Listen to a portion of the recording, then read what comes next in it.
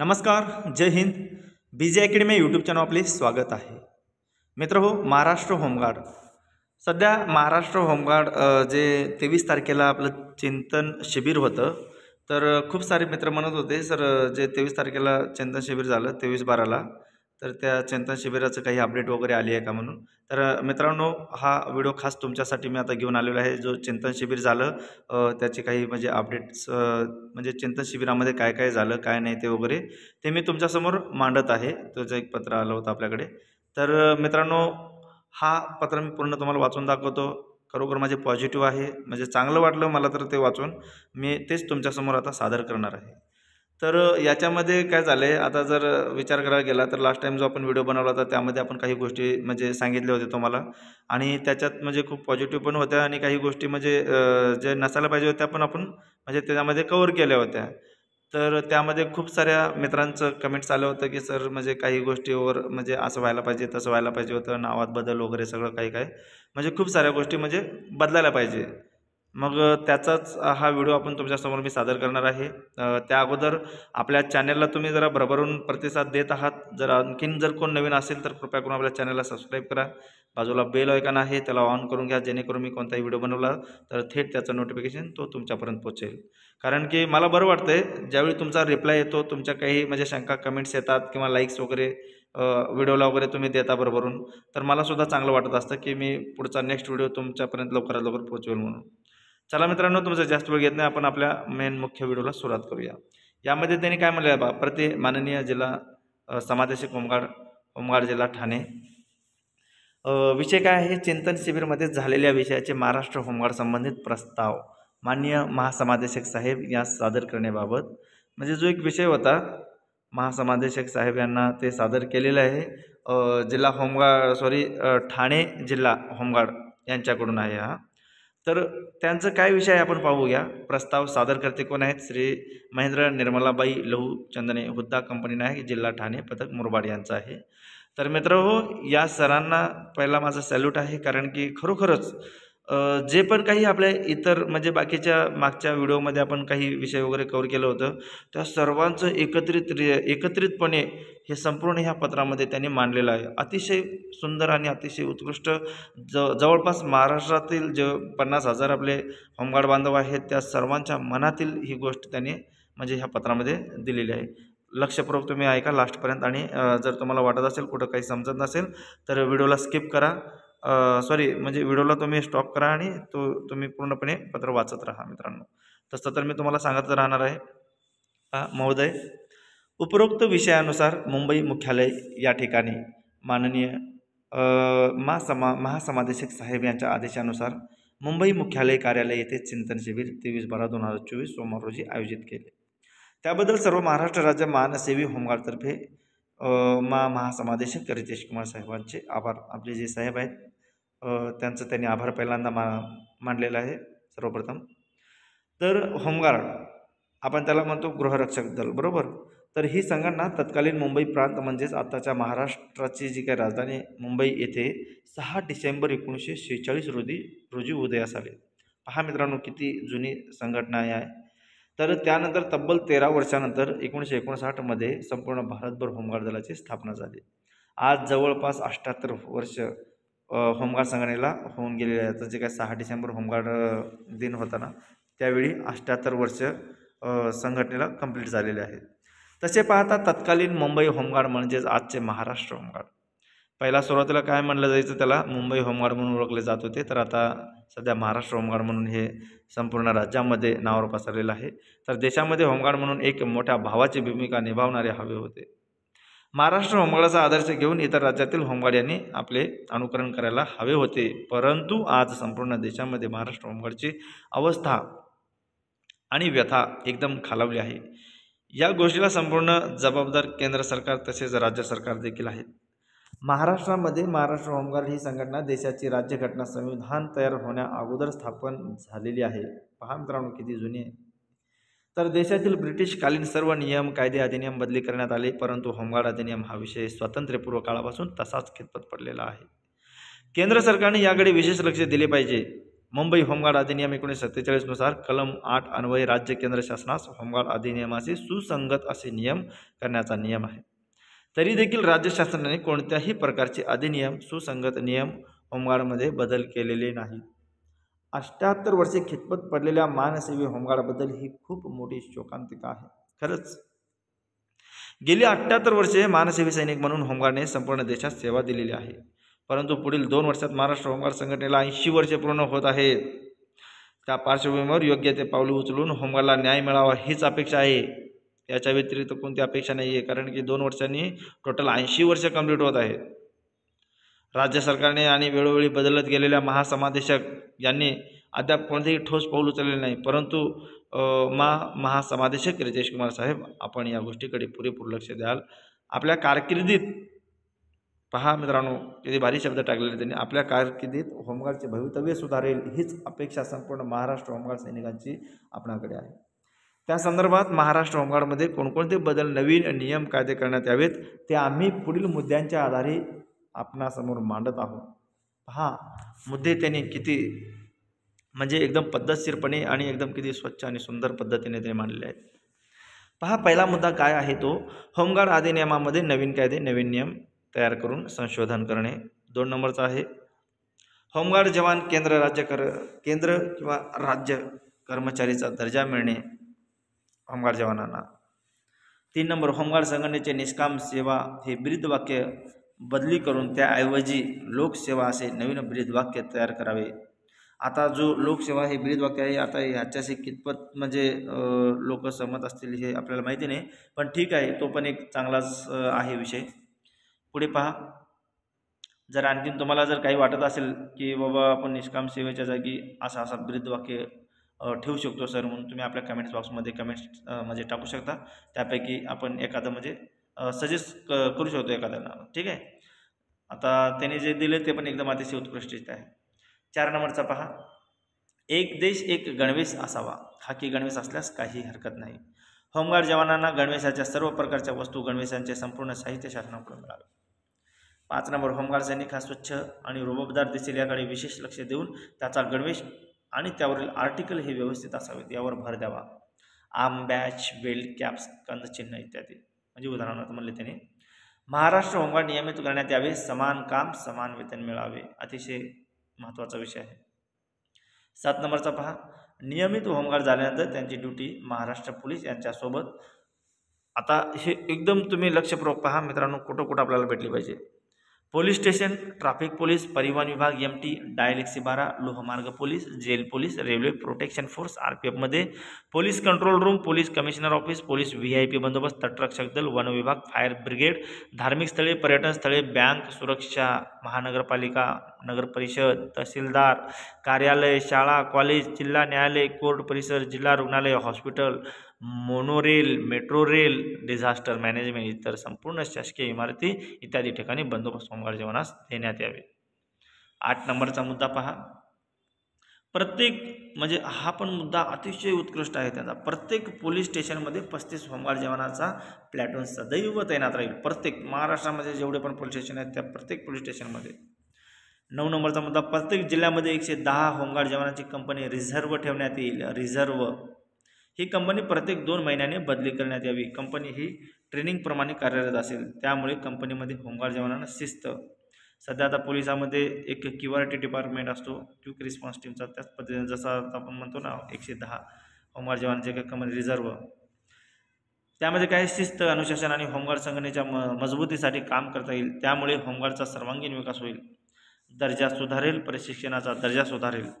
Reserve कंपनीमध्ये जिल्ह्यातील सर्व जवानांना जाणे अनिवार्य असेल. गरज पडल्यास दंगे, आंदोलन, सामाजिक परिस्थिती बिघडल्यास त्या ठिकाणी या कंपनीचा वापर करण्यात येईल. अतिशय सुरळीतपणे राज्याची जे काय व्यवस्था आहे ते चालण्यास मदतसुद्धा होईल.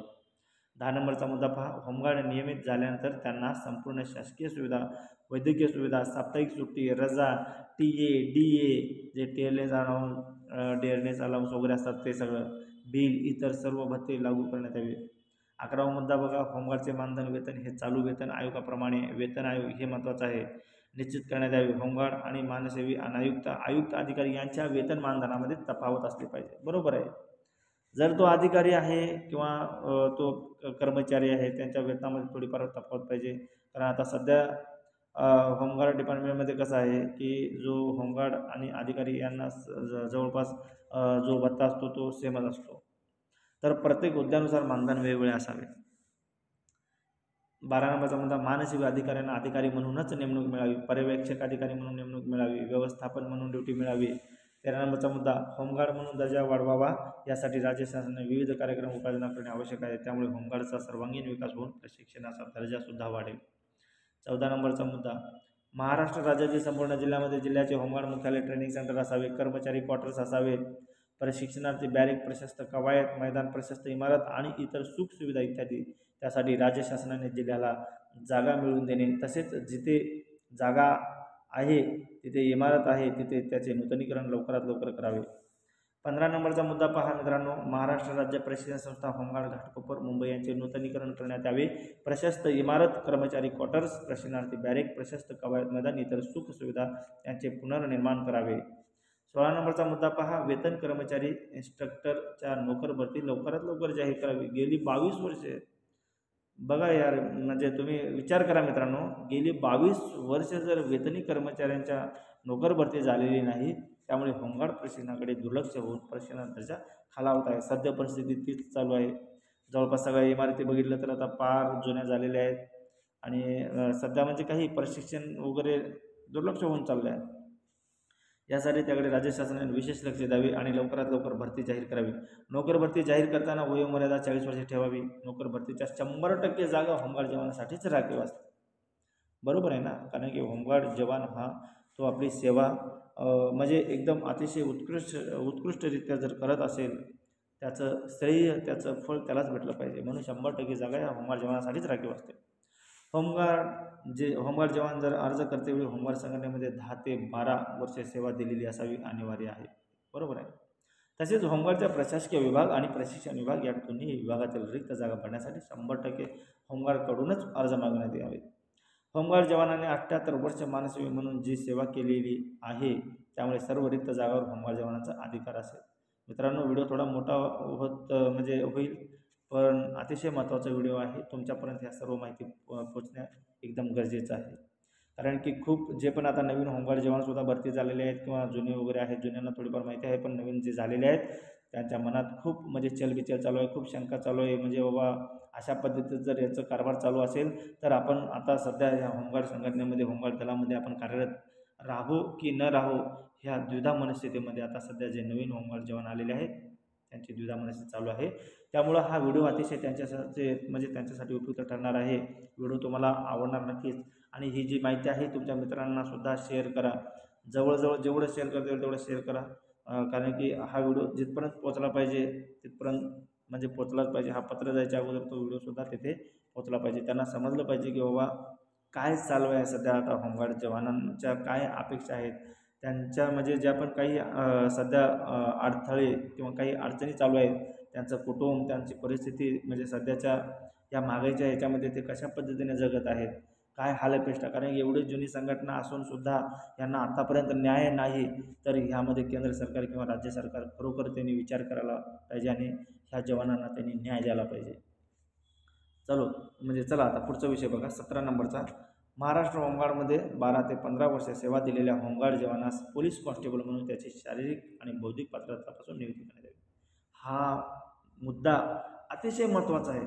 विचार करा, जर होमगार्ड जवान हा पोलिसांच्या खांद्याला खांदा, त्यांच्या पाऊलामध्ये पाऊल मिळून जर तो त्याची सेवा कर्तव्य जर तो बजावत असेल आणि जर तो होमगार्ड जवान 12 ते 15 वर्ष सेवा देत असेल, तर त्याच्याकडे पोलिसांबरोबर त्याच्याकडे सुद्धा अनुभव झालेला आहे. त्यामुळं हे होमगार्ड जवान एकतर म्हणतात ना, होमगार्ड जवानांना म्हणजे पोलिसांची सावली एक प्रकारचे, त्यांच्याबरोबर ते आपण काम करत असल्यामुळे त्यांना पोलिसांची सावलीसुद्धा म्हणून उल्लेखलं जातं. महाराष्ट्र होमगार्डमध्ये 12 ते 15 वर्ष सेवा दिलेल्या होमगार्ड जवानास पोलीस कॉन्स्टेबल म्हणून त्याची जर शारीरिक आणि बौद्धिक पात्रता तपासून म्हणलेलं आहे, असंच नाही, बौद्धिक पात्रता आणि शारीरिक पात्रता तपासून नियुक्ती करण्यात यावी. होमगार्ड सैनिक यांचे आता सध्या 18 नंबरचा मुद्दा अतिशय महत्त्वाचा आहे. होमगार्ड सैनिक यांचे जे 5% आरक्षण आणि माजी सैनिक यांचे जे 15% आरक्षण असे मिळून माजी सैनिक आणि होमगार्ड यांना मिळून एकत्रित 20% आरक्षण देण्यात यावे. सध्या जर विचार करायला गेला तर आता जवळपास 50,000 होमगार्ड जवान आहेत. त्या हिशोबानं जर 5% आरक्षण जर विचार केलं, कारण की होमगार्ड जवानांमधून सुद्धा पोलिसांमध्ये जाणारी संख्या अतिशय वाढलेली आहे आणि बाकीच्या मेरिट लिस्ट आणि होमगार्ड जवानांची सुद्धा मेरिट लिस्ट एकदम जवळपास सेम पोचलेली आहे. त्यामुळं जो आहे तो तुटपुंज 5% आरक्षण आता सध्या म्हणजे पुरत नसल्याचं निदर्शनास येत आहे. 19 नंबरचा मुद्दा पहा, महाराष्ट्र राज्यातील संपूर्ण नोकर भरतीमध्ये गट क आणि गट ड यामध्ये होमगार्ड जवानास 5% आरक्षण मिळावे, हा पण मुद्दा अतिशय महत्त्वाचा आहे. 20 नंबरचा पर्याय पहा, म्हणजे मुद्दा पहा, ऑनलाईन प्रणालीमध्ये सुधारणा करण्यासाठी राज्य शासनाने त्यावर खर्च करावा आणि सुधार करावा, त्यामुळे ऑनलाईन प्रणाली उत्कृष्ट दर्जाची होईल, तसेच ऑनलाईन पद्धतीने कामे करणे सुरळीत होईल. 21 नंबरचा मुद्दा, 2016 पासून कोर्टाने इरियस म्हणजे जो काय आपण फरक म्हणतो ना, तो इरियस देण्याचे सांगून देखील अजूनपर्यंत इरियस दिलेला नाही, याकडे विशेष लक्ष द्यावे. 22 नंबरचा मुद्दा, पूर्वीप्रमाणे मानसेवी जिल्हा समादेशक हे पद पूर्ववत करावे. 23 नंबरचा मुद्दा, महाराष्ट्र होमगार्ड निवृत्तीचे वय 60 वर्षे असतील. होमगार्डच्या निवृत्तीनंतर किंवा होमगार्डच्या मृत्यू पश्चात होमगार्डला कोणतेही निकष न लावता अनुकंपा तसेच होमगार्ड पाल्य म्हणून कुटुंब सदस्याला होमगार्ड सेवेमध्ये नियुक्ती द्यावी आणि निवृत्तीनंतर निधी मिळावा किंवा निवृत्ती वेतन सुरू व्हावे. होमगार्ड हा महाराष्ट्र होमगार्ड सैनिक असल्यामुळे त्याच्या कुटुंबास सुद्धा वैद्यकीय लाभ मिळावा. होमगार्डच्या मृत्यूनंतर त्याच्या पाल्यास महाराष्ट्र शासनाच्या कोणत्याही नोकर भरतीत आरक्षण मिळाले राखीव जागा असाव्यात, म्हणजे त्याच्यासाठी. अशा पद्धतीने मित्रांनो हे जे काही मुद्दे आहेत अतिशय महत्त्वाचे आहेत. अजून खाली मुद्दे आहेत पहा. 24 नंबरचा, जिल्ह्यातील तालुक्याच्या ठिकाणी आमच्याकडे लिपिक तसेच शिपाई हे पद भरण्यात यावेत. अंशकालीन लिपिक शिपाई यांना मानधन सुरू करणे. तालुका समादेशक तसेच लिपिक यांना पोलीस स्टेशन लगत किंवा पोलीस स्टेशनमध्ये एक स्वतंत्र रूम कार्यालय असावे. हा पण मुद्दा एकदम नोटेड आहे, point is noted. Police station लगत किंवा पोलीस स्टेशनमध्ये एक स्वतंत्र रूम कार्यालय असावे आणि कार्यालयासाठी लागणारा सर्व खर्च राज्य शासन उपलब्ध करून देईल. 25 नंबरचा मुद्दा पहा, आणीबाणीच्या काळात महाराष्ट्र पोलीसप्रमाणे होमगार्ड दलास देखील हेल्मेट, जाळी, रेनकोट इतर सुरक्षेच्या वस्तू पुरवण्यात याव्यात. 26 नंबरचा मुद्दा, तालुका कार्यालयात स्वतंत्र वाहनाची तरतूद असावी. होमगार्ड जवान हा 10 ते 12 तास काम करतो, तर तो होमगार्ड जवान मानसेवी असला तरी देखील तो सेवा देताना एक कर्मचाऱ्याप्रमाणे सैनिक म्हणून राज्य किंवा केंद्र कर्मचारीच्या सर्व नियमात मोडतो. खरं आहे नाही, हे सर्वांना आता म्हणजे सत्य परिस्थिती आहे, सर्वांच्या समोरचा हा विषय आहे. जर तो होमगार्ड जवान 10 ते 12 तास काम करतो, तर तो होमगार्ड जवान मानसेवी असला तरी देखील तो सेवा देताना एक कर्मचाऱ्याप्रमाणे सैनिक म्हणून राज्य केंद्र कर्मचारीच्या सर्व नियमात मोडतो. त्यामुळे त्यास केंद्र राज्य कर्मचारीचा दर्जा देऊन नियमित वेतन सुरू करावे. वरीलपैकी सर्व मुद्दे आपण विचारात घेतले तर 78 वर्ष मानसेवी होमगार्ड सैनिकांनी दिलेल्या योगदानाचे खरोखर सार्थ होईल. वरील सर्व मुद्दे आपण केंद्र सरकार तसे राज्य सरकार यांच्या निदर्शनास आणून द्याल अशी आशा बाळगतो. पहा मित्रांनो, म्हणजे हे जे पण काही मुद्दे आहेत ते सर्व मुद्दे केंद्र सरकार तसेच राज्य सरकार यांच्या निदर्शनास आणून देईल अशी आशा बाळगतो. कृपया आपण वरील सर्व मुद्द्यांचा योग्य विचार करावा ही आपणास संपूर्ण महाराष्ट्र राज्य जवानाकडून नम्र विनंती. आपले सदैव ऋणी. आणि जे महाराष्ट्र राज्य होमगार्ड श्री महेंद्र निर्मलाबाई लहू चंदने हे जे सर आहेत त्या सरांना मनापासून म्हणजे माझं जय हिंद असणार आहे. त्यांना म्हणजे खरोखरच जे हे विषय त्यांनी मांडलेला आहे अतिशय उत्कृष्टरित्या मांडलेला आहे. मित्रांनो, आणखीन जर तुम्हाला यामध्ये काही जर वाटत असेल बदल, तर अशा पद्धतीने इथं व्हायला पाहिजे वगैरे, तर आणखीन एक काहीतरी म्हणजे यांची जवळपास जानेवारीमध्ये एक आय थिंक मीटिंग असणार आहे असं समजलेलं आहे. तर त्या मीटिंगमध्ये सुद्धा म्हणजे हे काही मुद्दे म्हणतात ना, चाळण करून जे काही विषय काढतात. आता आपण ज्वारीमध्ये किंवा गव्हामध्ये काही खडे वगैरे असतील तर आपण त्याला चाळण करतो आणि ते बाजूला करतो. त्या पद्धतीने ह्याच्यातनं सुद्धा ते चाळून वगैरे ते विषय व्यवस्थित आणि न्याय मात्र भेटणार हे मात्र 100% आहे. कारण की 78 वर्ष झाले, आता पुढे 2 वर्ष राहिले म्हणजे 80 वर्ष, जवळपास 100कडे वाटचाल झालेली आहे. आणि त्यामध्ये जर आतापर्यंत कुठल्याच गोष्टीचा जर न्याय नसेल तर खरंच म्हणजे आता जे काय म्हणतात ना, भारत स्वातंत्र्य होऊन आता एवढे वर्ष झाले पण काहीच नाही. त्यामुळं 100% एक दिन म्हणजे प्रत्येकाचा दिवस असतो आणि तो दिवस 100% येणार. त्यामुळं पॉझिटिव्ह राहायचं आहे आणि ज्या गोष्टी आता होत आहेत त्या गोष्टीबरोबर आपली पण काही कामं वगैरे आहेत तर करत त्याकडे लक्ष द्या. निगेटिव्ह होऊ नका. जे पण काही गोष्टी आहेत ते सगळ्या चांगल्यासाठी होत असतात. काही शंका असतील, काही अडचणी असतील तर आपल्या कमेंट्स बॉक्समध्ये कमेंट्स करा आणि व्हिडिओला आणखीन सांगतो लाईक्स करा, शेअर करा मगाशीच मला तुम्हाला जिथं पोचला पाहिजे तिथं तो व्हिडिओ पोचला पाहिजे. ठीक आहे मित्रांनो, चला धन्यवाद.